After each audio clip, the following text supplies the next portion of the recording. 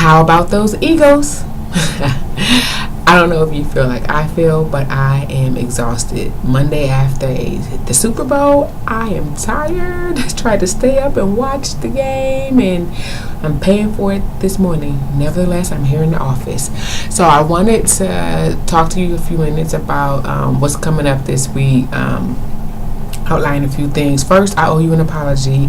I guess it appears that I accidentally had Module 2, which was Chapter 3, as well as Module 3, which is Chapters 4 and 5. I initially had them all dated for due date of today, so that would have been 3 chapters I had you scheduled and responsible for. That was an error, so do not worry. Only Module 2, which was Chapter 3, needs to be completed by today. So what I have done is Modules 3 and 4, which essentially is 4 chapters, but this is what I've done. Just listen real carefully. It's 4 chapters are both due February 12th. However, when you look inside Module 3, you will notice that you have your midterm this week. So that's inside Module 3 as well as your quiz.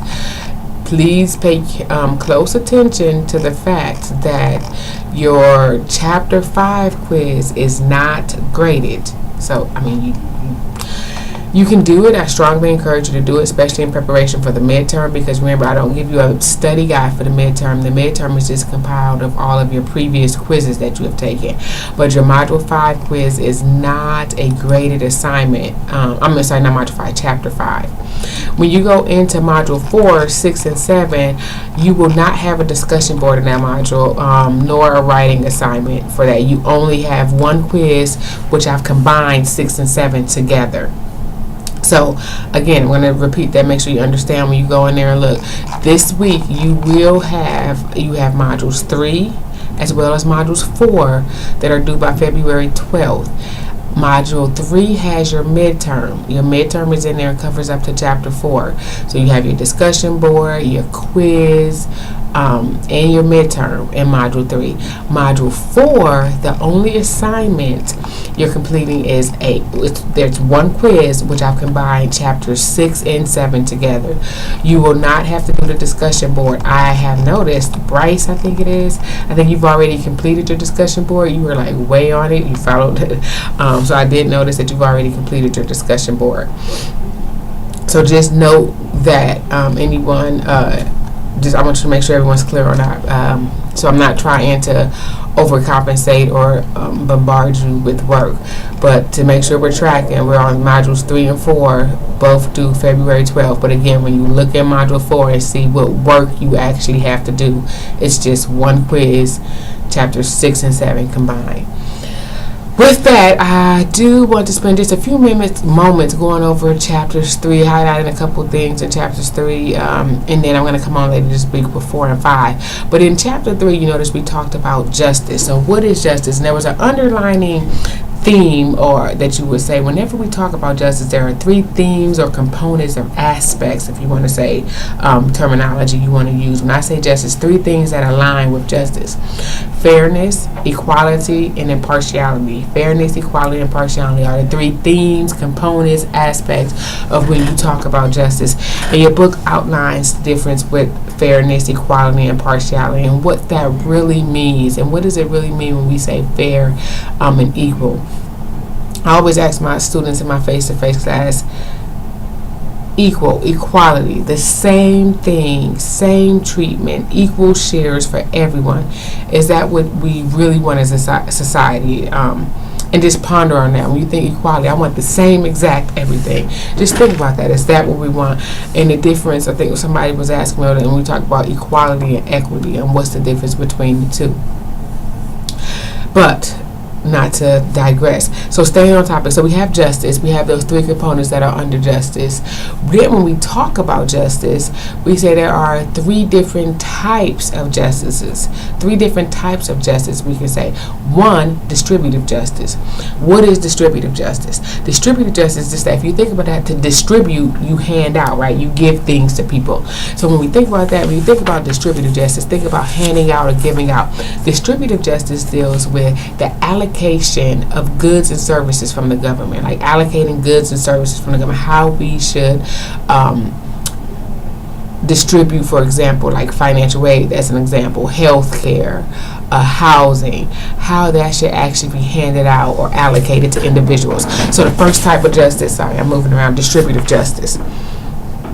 Under distributive justice, you have 7 different types of distributive justice, right? So stay with me for 1 second. So we have justice, and then now we're going to talk about 3 different types of justice. The first one that I've highlighted is distributive justice.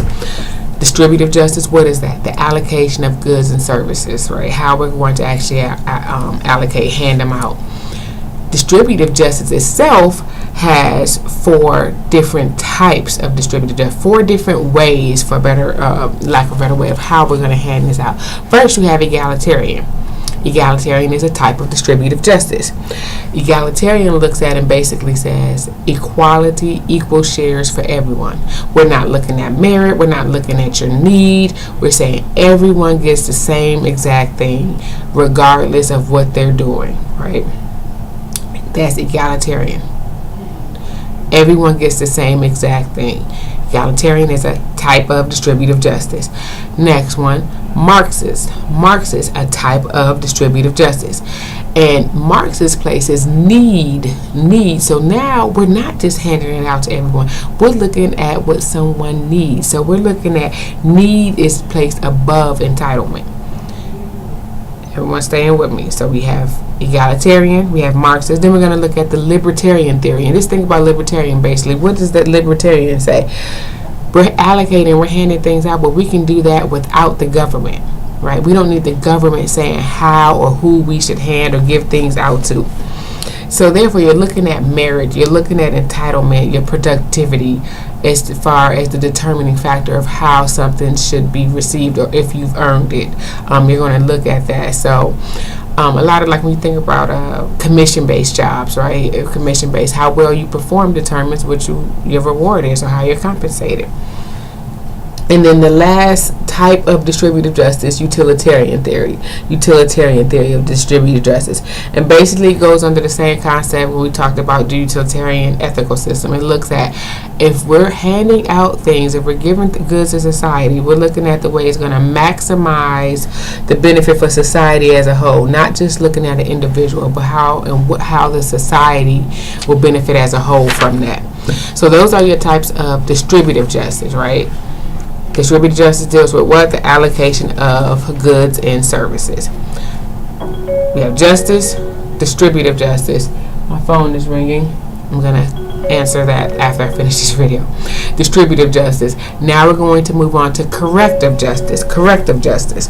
And so what is corrective justice and how do we deal or define corrective justice? Distributive is an allocation of goods and services. Corrective justice looks at how we will render punishment. How punishment will be decided.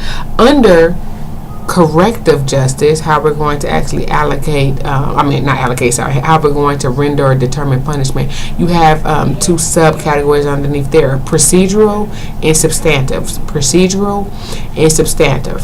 And procedural justice is just that, it's the procedure, or better, like the procedure of taking and determining how we will reach what that punishment should be. So the steps that's going to take to that. So due process is an example of procedural justice, right? You have the right to be informed of your charges. You have the right to confront the accused. You have cross-examination, adversary system. Procedural justice, the procedure or the steps to determine what type of punishment will be rendered. Phone is ringing again, so just bear with me 1 second. I'll turn that down. I told you guys I don't start over when I'm doing that. So substantive justice. Substantive justice. Now, substantive justice looks at determining whether the punishment, determining how and whether the punishment will fit the crime. So if we have Alice here who stole a candy bar from a store, first time offense, and we sentence her to 1 year in jail. Do you think that's a little excessive? So substantive looks at the fairness and equality of punishment, the equity really of punishment, making sure it fits the crime. Retributive is also under substantive punishment. You have different types of, when we talk about punishment, you have retribution, restoration. Reform. You have retribution, then you have reform, and different things with that. So retribution is just that. Retribution is like revenge. It's you did this, so you deserve this. Lex talionis, an eye for an eye, right? So if you stole, then we may cut off your hand. So that's some things to think about when you talk about justice. And then the last type of justice that I really didn't go off, commutative justice, and that's looking at fairness in business and trades with that. So knowing the 3 different types of justices, being able to give an example of the 3 different types of justices. And then in chapter 3, it goes on also to talk about what do you do when you as an ethical or moral person are faced with immoral laws, right? What do you do as a citizen if there are immoral laws? What we have seen, if you go back, and I talk in my class, remember, if we go back, let's not even go back that far, let's go back to like the 60s, the 50s, right, where segregation was legal. That was the law. What do you do? It's immoral, but it was the law. So what do? You go back to years ago before interracial relations, before the Loving case, right? Before interracial marriages was illegal, but it was the law. Failure to comply with those sanctions will result in you being charged, right, and having to go through the judicial system. So your book talks about what do you do when you're faced with immoral laws, and it talks about civil disobedience, and what actually that is, and how to carry that out. And do you think we still have that today? Would you say we have some laws today that are immoral? So that's what chapter 3 is talking about, just understanding justice and law. What is justice? What is the law? How we follow that? How it come up? I am going to, let's see. No, I'm not going to do that. I'll come back on probably Wednesday, Monday, probably Wednesday, and do a quick, just combine 4 and 5 to touch bases on chapters 4 and 5. But if you have questions about anything, feel free to shoot me an email or call me. I'm in the office, so you can call me. Again, for those of you who were not on our live chat, I just want to say this. Fill in the blank questions will automatically, and I thought I'd put this, but maybe I didn't, will automatically be marked wrong if for spelling, spacing, capitalization, any of that if we marked wrong. Do not worry, I will go back and review all of the quizzes and give credit. Now, with that being said, I do not review the quizzes right there. So what I usually do is like probably like next week, I'll review all the quizzes up until that point. So I don't review it that week. I take and let it, like that way I can review 3 or 4 quizzes at one time and just give credit. I have not received any other requests for partners for your presentation.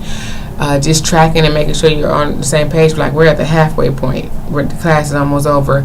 So I will this week, Monday at the latest, I will post your group assignments. Remember, there's 2 to 3 people. If you have someone you want to work with, you need to send me that name. If not, I will post.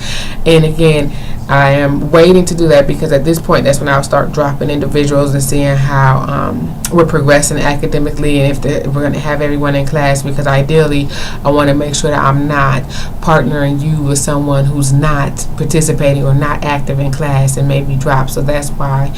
But I will have that list posted for you end of this week, Monday. So also giving you a little more time to reach out to your classmates. You're talking on discussion board. Reach out to them. Hey, would you like to work together?